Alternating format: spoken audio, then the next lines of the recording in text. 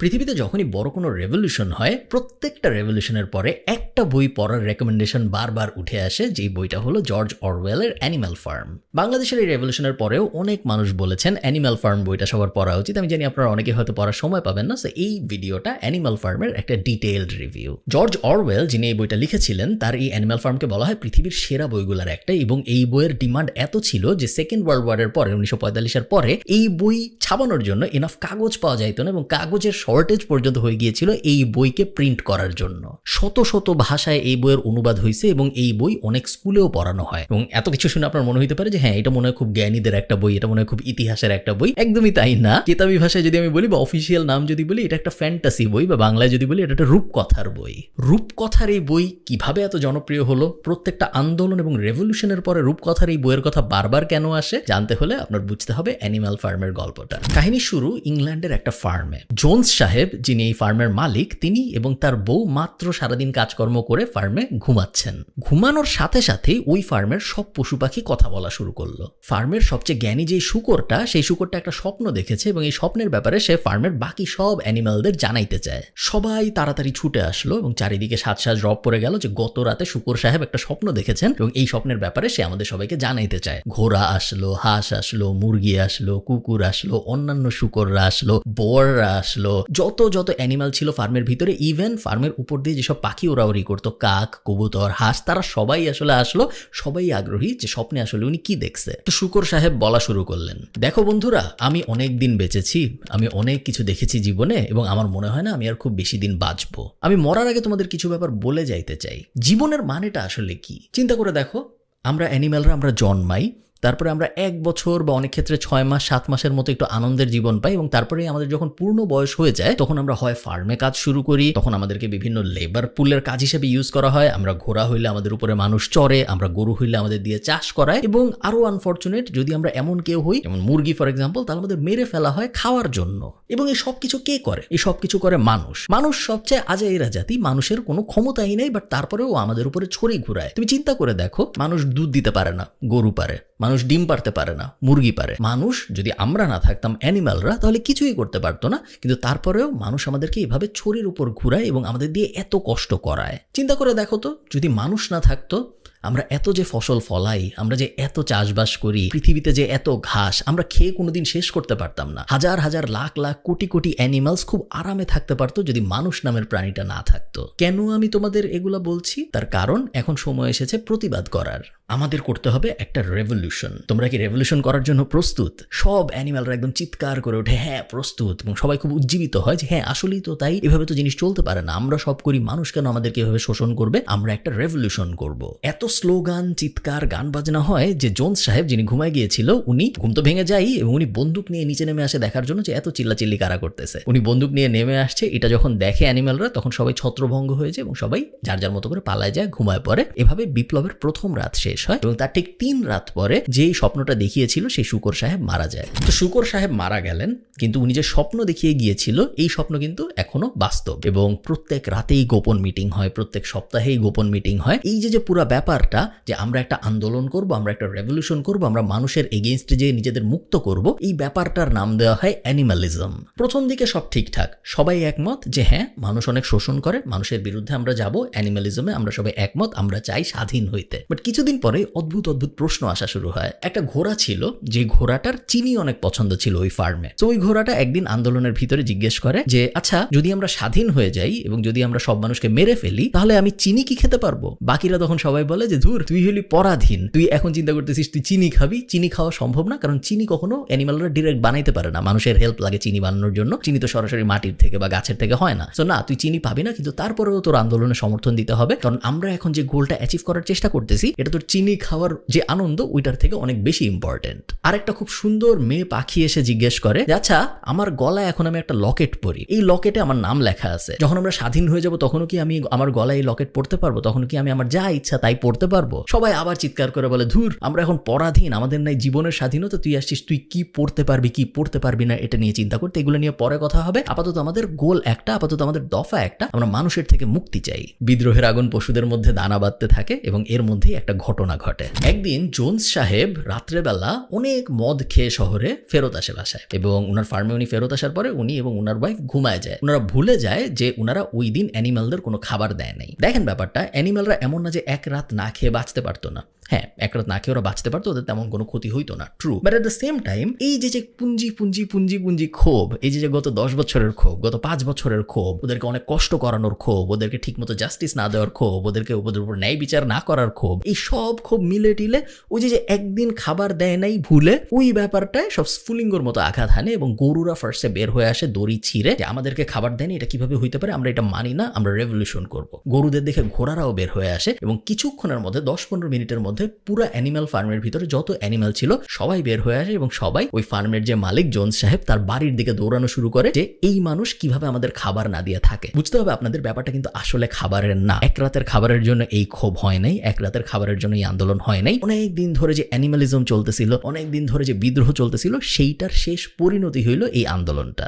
Jones সাহেব বারান্দা থেকে যখন দেখে যে সব অ্যানিমাল আমার দিকে ছুটে আসতেছে, সে উল্টা অবাক হয়। এতদিন ধরে এদের এত খাওয়াইলাম, এতদিন ধরে এত এদের আদর করলাম, ওই ঘোড়াটা, একটা ঘোড়া দৌড়ে আসতেছিল, ওই ঘোড়াটা দেখে জোন্স সাহেব ভাবে যে এই ঘোড়াটাকে আমি ব্রাশ পর্যন্ত করে দিছি, ওর কাঁধে লোমের উপরে আমি ব্রাশ দিয়ে ডোলেও দিছি, ওদেরকে আমি কলার পরাইতাম সুন্দর সুন্দর, এত কিছুর পরে ওরা কেন আমার বিরুদ্ধে যাচ্ছে? জোন্স সাহেব বুঝেই না যে জিনিসটা আসলে কেন হচ্ছে। জোন্স সাহেব পালিয়ে যেতে বাধ্য হয়, ওনার সাথে ওনার বউ পালায় যায় এবং ফার্মের 4 কর্মচারী ছিল তারাও পালায় যায়। সবাই পালায় যেতে বাধ্য হয়, তার কারণ তাদেরকে যদি এই অ্যানিমালগুলো পেতো তাহলে তাদেরকে সঙ্গে সঙ্গে মেরে ফেলা হইতো। সবাই উল্লাস শুরু করে এবং সবাই মিলে জোন্স সাহেবের বাসায় ঢুকে যায়। বাসায় ঢুকে যাওয়ার পরে সবাই বাসা ভাঙচুর শুরু করে, কারণ এই বাসা স্বৈর শাসকের প্রতীক। এই বাসায় বিশাল ভাঙচুর হয়। ঘোড়াকে মারার জন্য যে হুইপ ব্যবহার করা হইতো ওইটা নিয়ে আসা হয়, শুকরকে জবাই করার জন্য যে ছুরি ব্যবহার করা হইতো ওইটা নিয়ে আসা হয়, গরুর যে খুর ছিল, ঘোড়ার যে খুর ছিল ওগুলা নিয়ে আসা হয়, যে স্যাডেল ছিল যেটার উপরে মানুষ বসতো, ঘোড়ার উপরে ওটা দিত, ওটার উপরে মানুষ বসতো, ওইটা নিয়ে আসা হয়। সব এনে বাসার সামনে জড়ো করে পুড়ায় ফেলা হয় এবং বিশাল এক আগুন জ্বালায় দেওয়া হয় এবং আগুনের ভিতরে স্বৈর শাসকের যত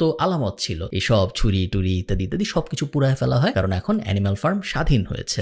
তছনছ করতে করতে আগুন জ্বালাইতে সব অ্যানিমালরা ফার্মের বিভিন্ন জায়গায় ঘুমায় যায়, তার কারণ তারা সবাই টায়ার্ড, এমনিতেই সারাদিন খাবার পায়নি এবং তারপরে এত বড় একটা রেভলিউশন করতে হয়েছে। স্বাধীনতার ওই আনন্দটা নিয়ে যে যার মতো করে জায়গায় ঘুমায় পড়ে। পরের দিন সকালবেলা স্বাধীন ফার্মের প্রথম সকাল, সবাই ভোরবেলা ওঠে, কারণ যেহেতু ওরা অ্যানিমাল সবাই ভোর 6টায় উঠে যায়, ভোর 5টায় উঠে যায়। বাট উঠে কেউ বুঝতেছে না যে আজকে আমরা কি করব, আজকে আমাদেরকে আদেশ দেওয়ার কেউ নাই, আজকে আমার কি করতে হবে আমি ঠিক নিশ্চিত না। আমি স্বাধীন, ইয়েস, আমার ভাল লাগতেছে, ইয়েস, বাট আমি করবোটা আসলে কি, এটা কোনো অ্যানিমাল বুঝতে পারতেছিল না। এরকম সময় 2টা জ্ঞানী শূকর আসে। 2টা জ্ঞানী শূকর এসে বলে, এতদিন ধরে যখন অ্যানিমালিজম চলতেছিল আমরা গোপনে গোপনে আরেকটা কাজ করতেছিলাম, আমরা পড়াশোনা শিখতেছিলাম। আমরা মিস্টার জোন্সের কিছু গোপন বইপত্র পেয়েছি, ওগুলা দেখে দেখে আমরা লেখাপড়া শিখে গিয়েছি। এবং ওরা আরো বলে, আমরা 7টা রুল লিখে এনেছি, এই রুলগুলা এখন থেকে অ্যানিমাল কিংডমের সবাই পালন করবে। 7টা রুল আমি আপনাদের বলতেছি না, ওটা খুব একটা জরুরি না, বাট কয়েকটা বলতে পারি। রুলগুলোর মধ্যে একটা ছিল, 2 পায়ে যারা হাঁটবে তাদেরকে আমরা এখন থেকে আর বিশ্বাস করব না, 4 পায়ে যারা হাঁটবে তাদের উপর আর কোনো অন্যায় অবিচার হবে না, কেউ এখন থেকে কোনো বেল্ট পরবে না, কেউ এখন থেকে খড়ের বিছানা, মানুষ যে বিছানা তৈরি করে দিত সেরকম বিছানায় ঘুমাবে না,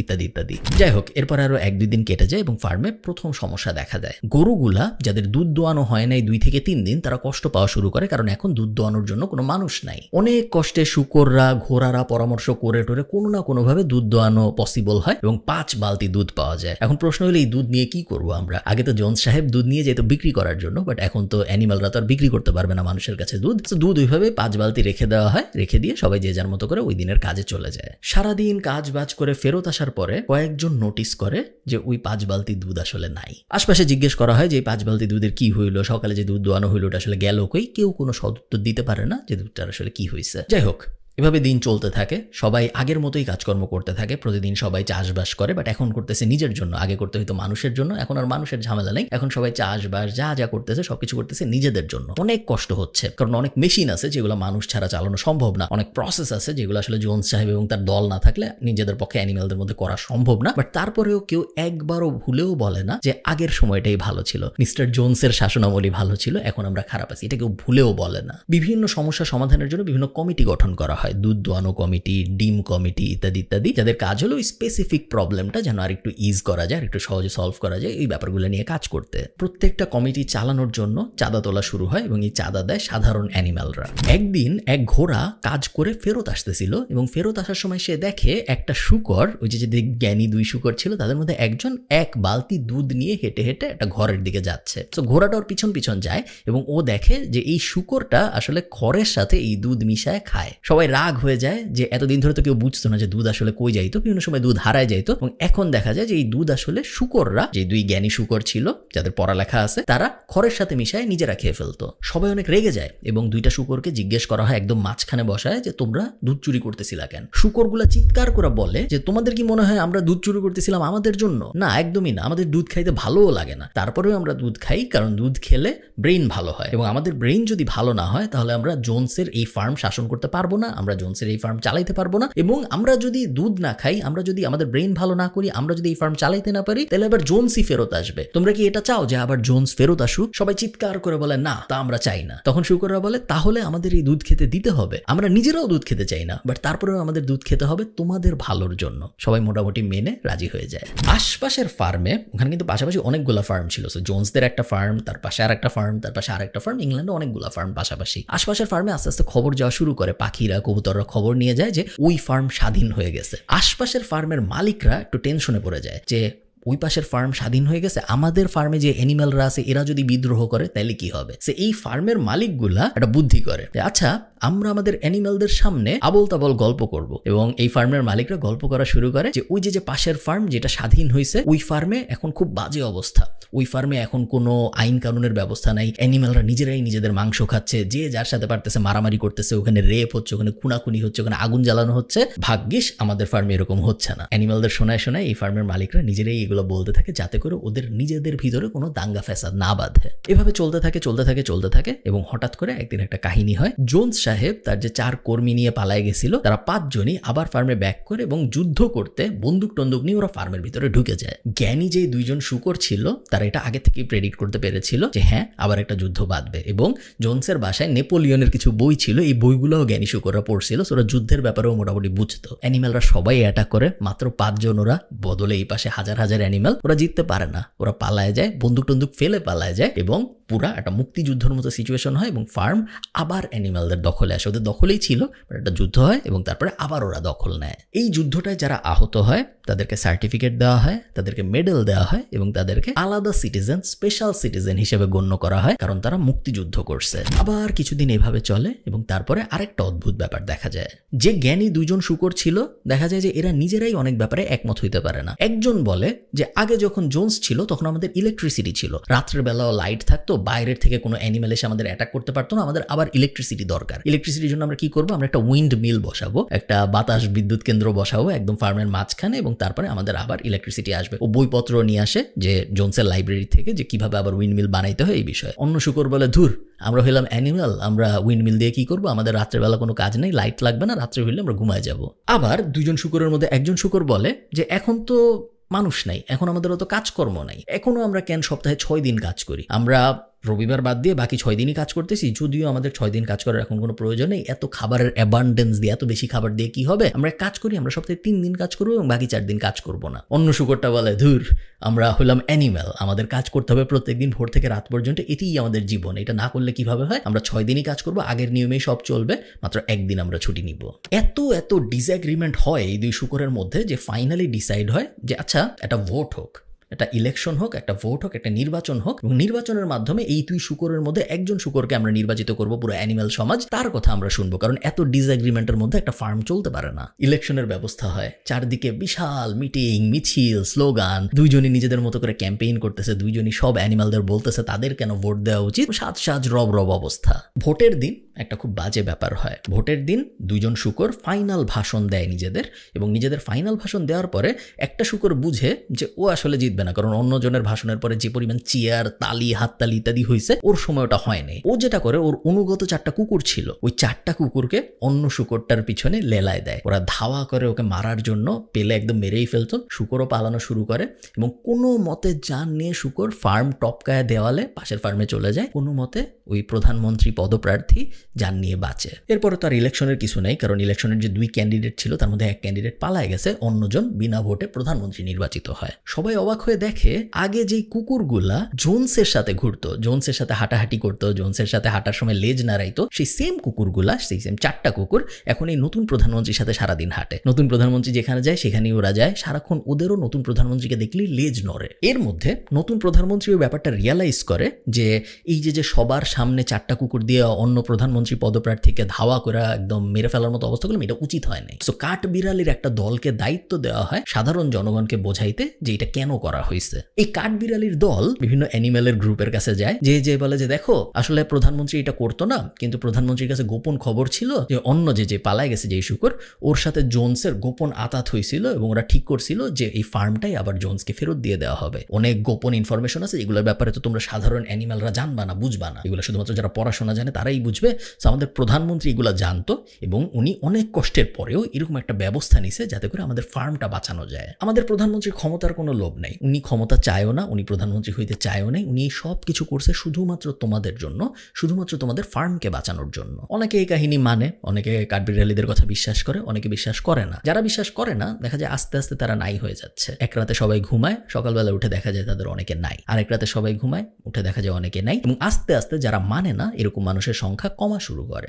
নতুন প্রধানমন্ত্রীর বিরুদ্ধে যখনই কেউ কিছু বলতো সবসময় একটা কথাই বলা হইতো যে তোমাদের কি মনে নাই জোনসের শাসনামল কেমন ছিল? তোমাদের কি মনে নেই আগে আমরা মানুষের অধীনে কত পরাধীন ছিলাম? এখন আমরা স্বাধীন, এখন আমাদের আর কোনো প্রভু নাই। তো তোমরা কি আগের অবস্থায় ফেরত যাইতে চাও? সব অ্যানিমেলরা চিৎকার করে বলতো না, আমরা কোনোভাবে আবার আগের অবস্থায় ফেরত যেতে চাই না, আমরা কোনোভাবে আবার মানুষের অধীনে যাইতে চাই না। তখন বলা হয়তো তাহলে চুপ থাকো, নতুন প্রধানমন্ত্রী যা করতেছে অনেক খারাপের মধ্যে চেষ্টা যে করতেছে এই জন্যই তোমার থ্যাঙ্কফুল হওয়া উচিত। তুমি তো থ্যাঙ্কফুল হইতেছো না, বরং নতুন প্রধানমন্ত্রীকে কোয়েশ্চেন করতেছো, এটা কিরকম কথা? এরই মধ্যে কিছু অ্যানিমেল নতুন প্রধানমন্ত্রীকে খুশি করার জন্য অ্যানিমেল ফার্মের বিভিন্ন জায়গায় বড় বড় মূর্তি বানায় এই নতুন প্রধানমন্ত্রী শুকরের। এই যে মূর্তিগুলো দেখে প্রধানমন্ত্রী, এগুলো দেখে উনি অনেক খুশি হয় যে হ্যাঁ এরা তো আমাকে খুবই পছন্দ করে, এরা আমার জন্য মূর্তি টুর্তি বানাইছে। এদেরকে সাথে নিয়ে প্রধানমন্ত্রী যেখানেই যায়, ওনার সাথে তো 4টা কুকুর আগে থেকেই থাকতো, এখন এই সাঙ্গপাঙ্গকে উনি নিয়ে যাওয়া শুরু করে এবং এই সাঙ্গপাঙ্গদের স্পেশাল পাওয়ার আসা শুরু হয়, কারণ এরা প্রধানমন্ত্রী শুকরের খুব কাছের লোক। আগে শুধু প্রধানমন্ত্রী এবং তার কুকুরগুলা স্পেশাল দুধ আপেল এগুলা পেত, এখন এই সাঙ্গপাঙ্গরাও স্পেশাল দুধ আপেল পাওয়া শুরু হয়। মনে আছে যে 7টা রুল হয়েছিল, এই প্রধানমন্ত্রী এবং অন্য যে শুকর ছিল এই দুজন মিলেই 7টা রুল লিখছিল যে 2 পায়ের কেউ আমাদের বন্ধু না, 4 পায়ের কেউ আমাদের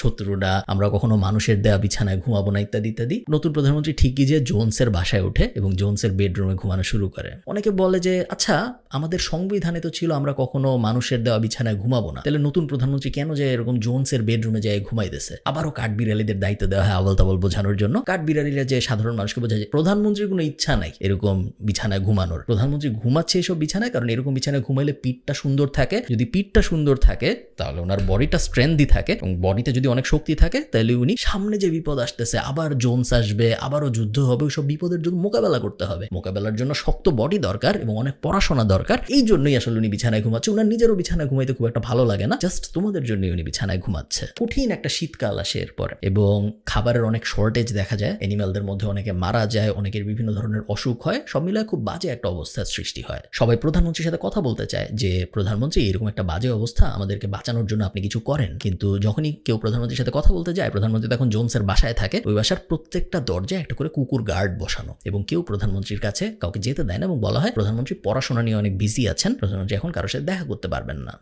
এরই মধ্যে আরো কিছু অদ্ভুত অদ্ভুত ব্যাপার হওয়া শুরু হয়। 2 মাসের জন্য যে শস্য জমায় রাখা হয়েছিল হঠাৎ করে দেখা যায় ওই শস্য নাই। প্রধানমন্ত্রীকে যখন বলা হয় তখন প্রধানমন্ত্রী বলে নিশ্চয়ই এটা জোনসের ষড়যন্ত্র, জোনস নিশ্চয়ই কিছু ফার্মের দুষ্কৃতিকারীদের সাথে মিলায় কোনোভাবে ভুলায় ভালায় শস্য চুরি করে নিয়ে যাচ্ছে। প্রধানমন্ত্রী এটাও বলে যে আমি একটা তদন্ত কমিশন করব এবং এই তদন্ত কমিশন ঘোষণা করবে যে আসলে সমস্যাটা কি হচ্ছে, কেন আমাদের ফার্মের ভিতরে চুরি হচ্ছে। তদন্ত কমিশন হয় একটা এবং তদন্ত কমিশন তদন্ত করে ঘোষণা দেয় যে ওই যে পালায় গেছিল, যে ইলেকশন করতে গেছিল অন্য প্রধানমন্ত্রী শুকর পদপ্রার্থী এবং যে পালায় গেল, সে নাকি জোনসের সাথে ষড়যন্ত্র করে, দুজন মিলে ষড়যন্ত্র করছে এই ফার্মের সাথে এবং এই দুজন মিলেই আসলে সবকিছু চুরি করতেছে এবং ওই শুকরটাকে যে পালায় গেছিল তাকে দেশদ্রোহী ঘোষণা করা হয়। তো অনেকেই তখন বলে যে জোনস যখন প্রথমবার বাকি তার 4 বন্ধু নিয়ে ফার্ম অ্যাটাক করতে আসছিল তখন তো এই শুকর যুদ্ধ করছিল এবং যুদ্ধে সে আহতও হয়েছিল এবং তাকে মুক্তিযোদ্ধা সার্টিফিকেট দেওয়া হয়েছিল, তাকে মেডেলও দেওয়া হয়েছিল। তারপরে যে প্রধানমন্ত্রী ইলেকশনে সে ধাওয়া খায় পালায় গেল, কিন্তু তার আগ পর্যন্ত তো সে মুক্তিযোদ্ধা ছিল। যে এতদিন মুক্তিযোদ্ধা ছিল সে হঠাৎ করে দেশদ্রোহী কিভাবে হয়ে যায়? এরকম কথাবার্তা যারা বলে তাদেরকে অনেক ভয় টয় দেখায়, চুপচাপ করা হয়, তাদের মধ্যে অনেকে নাই হয়ে যায় এবং ওই মেডেল, ওই মুক্তিযোদ্ধার সনদ সবকিছু প্রধানমন্ত্রী বাতিল ঘোষণা করেন। অবস্থা এমন দাঁড়ায়, আগে যেই শূকর বাকি অ্যানিমালদের সাথে থাকতো, আগে যেই শূকরকে একদম স্বাভাবিক নামে ডাকা যেত, সবাই একসাথে ঘুমাইতো একদম মাটির মধ্যে, সে এখন থাকে জোনসের বাসায়, যেটার নাম এখন প্রধানমন্ত্রীর কার্যালয়। এবং এই শূকরকে এখন আর নর্মাল নামে ডাকা যায় না, তাকে ডাকতে হয় মাননীয় লিডার বলে, তাকে ডাকতে হয় মাননীয় প্রধানমন্ত্রী বলে। নর্মাল ভাবে তার ব্যাপারে যে কোনো কথা বললেই হয় তার কুকুরগুলো, তার যে 4টা পোষা কুকুর আছে তারা, অথবা তার যে সাঙ্গপাঙ্গ আছে যারা মূর্তি বানাইছিল, এই বানাইছিল, ওই বানাইছিল, তারা ধেয়ে আসে এবং তারা অবিচার করার চেষ্টা করে। শুধু তাই না, ফার্মে যত গান লেখা হয়, যত কবিতা লেখা হয়, সবকিছু আগে প্রধানমন্ত্রীর কার্যালয়ে পাঠাইতে হয়। এটা প্রধানমন্ত্রী পড়েন এবং তার যদি পছন্দ হয় তাহলেই তার পারমিশন দেওয়া হয় যে হ্যাঁ এটা এখন ফার্মে ছড়ানো যাবে। যদি তার পছন্দ না হয় তাহলে তখন ওটা ছিঁড়ে ফেলে দেওয়া হয়, ওটার আলোর মুখ দেখে না। ছোট ছোট যে অ্যানিমেল গুলা ফার্মে জন্মায় তাদের পড়াশোনার ব্যবস্থা করা হয়, কিন্তু দেখা যায় যে পড়াশোনার যে বই, এই বইগুলোর ভেতরে লেখা এই প্রধানমন্ত্রী কিভাবে আসলে ফার্মটা স্বাধীন করেছে জোনসের কাছ থেকে। ফার্মটা স্বাধীন যে সব অ্যানিমেল মিলে করলো, ফার্মটা স্বাধীনে যে আরেকজন প্রধানমন্ত্রীর ক্যান্ডিডেট শূকর ছিল যিনি পালায়ে গেছেন, ওগুলোর কোনো কথা আসলে এই বইগুলোর মধ্যে নাই। পুরো বইগুলোর মধ্যে লেখা শুধুমাত্র এই প্রধানমন্ত্রী কিভাবে তাদের সবার জন্য এত কষ্ট করে কাজ করেছে, তাদের সবাইকে স্বাধীন করেছে, তাদের সবাইকে উদ্ধার করেছে জালিমের হাত থেকে। আস্তে আস্তে সব পশুরা আগের ইতিহাস ভুলে যাওয়া শুরু করে। অনেকেই মনে মনে ভাবে যে মানুষের অধীনে যখন ছিলাম তখনও আমাদের এত কষ্ট ছিল না, এখন আরেক পশুর অধীনে এসে যেরকম হয়েছে। বাট কেউ এটা বলতে পারে না, কারণ এটা বলার কোনো সাহস নাই। প্রধানমন্ত্রী যে শূকর, উনি যে কোনো ক্রিটিসিজম টের পান না এরকম না, উনি কিন্তু ক্রিটিসিজম কিছু কিছু টের পায়। এবং উনি যখন এগুলো টের পাইলো, যখন দেখলো যে খাবারের সমস্যা, এত সমস্যা, অত সমস্যা, কেউই আসলে আমার উপর খুশি না, তখন সে একটা ডিসিশন নিল। তখন সে বললো যে আচ্ছা, আমি জাতির উদ্দেশ্যে একটা কথা বলতেছি, আমি তোমাদের সব প্রবলেম সলভ করে দিব, তোমরা কোনো চিন্তা করো না, আমি প্রবলেম সলভ করার জন্য একটা ডিসিশন নিচ্ছি। ডিসিশনটা কি? উনি হঠাৎ করে ঘোষণা দিলেন যে আমি এখন থেকে আর প্রধানমন্ত্রী না, আমি এখন থেকে রাষ্ট্রপতি, এবং এটা একটা ফার্ম না, এটা এখন থেকে একটা রিপাবলিক, এটা এখন থেকে একটা দেশ। সবাই যখন বলে যে আচ্ছা বুঝলাম আপনি, আমরা এখন আর ফার্ম না, আমরা এখন একটা দেশ, আচ্ছা বুঝলাম আপনি প্রধানমন্ত্রী না, আপনি এখন থেকে প্রেসিডেন্ট, বাট আমার ফার্মে খাবার নাই, আমার বাসায় খাবার নাই, আমাদের অসুখ হইতেছে, আমাদের পানি নাই, এগুলোর সলিউশন কিভাবে হবে? নতুন প্রেসিডেন্ট তখন রাগ হয়ে যায়, রাগ হয়ে বলে যে তুমি কি ভুলে গেছো তুমি কোথা থেকে আসছো? তুমি একটা পরাধীন ফার্মের সাধারণ একটা পশু ছিলা যে মানুষের অধীনে কাজ করতা, এখন তুমি আর ফার্মে নাই, এখন তুমি আসো একটা স্বাধীন দেশে, এবং তোমার আরেকজন, তোমার মতোই আরেকজন, তোমার ভাই আরেক অ্যানিমেল তোমাকে শাসন করতেছে, তুমি এখন আর মানুষের অধীনে নাই। এত এত আনন্দের পরেও তুমি সামান্য খাবার নিয়ে, সামান্য পানি নিয়ে কেন টেনশন করতেছো? এখন তুমি স্বাধীন, এখন তুমি একটা স্বাধীন দেশের নাগরিক। পুরানো যে সংবিধান ছিল, যেখানে 7টা রুল ছিল, ওই সংবিধান ছিঁড়ে ফালায় দেওয়া হয়, প্রেসিডেন্ট নতুন সংবিধান বানায়। নতুন সংবিধানে একটাই লাইন, এক লাইনের সংবিধান, সেটা হলো all animals are equal but some animals are more equal than other animals. এই সংবিধান যখন পাশ হয়, তখন এই সংবিধান পাশ হওয়া সেলিব্রেট করতে নতুন প্রেসিডেন্ট বা প্রাক্তন প্রধানমন্ত্রী মদ খেতে বসেন। প্রেসিডেন্টের কাছে তো আর তখন খুব বেশি পশু যেতে পারে না, যারা একটু দূরে ছিল তারা তাকায় দেখে যে প্রেসিডেন্ট শূকরটা হেঁটে হেঁটে মদের ক্যাবিনেট পর্যন্ত গেল 2 পায়ে, বাকি যে 2 পা ছিল, সামনের যে 2 পা, সেই 2টাকে হাতের মতো ব্যবহার করে মদ ঢাললো, এবং তারপরে ঠিক মানুষের মতোই পাশের চেয়ারটায় বসে মদ খাওয়া শুরু করলো, ঠিক যেভাবে জোনস সাহেব মদ খেতেন অনেক অনেক অনেক আগে।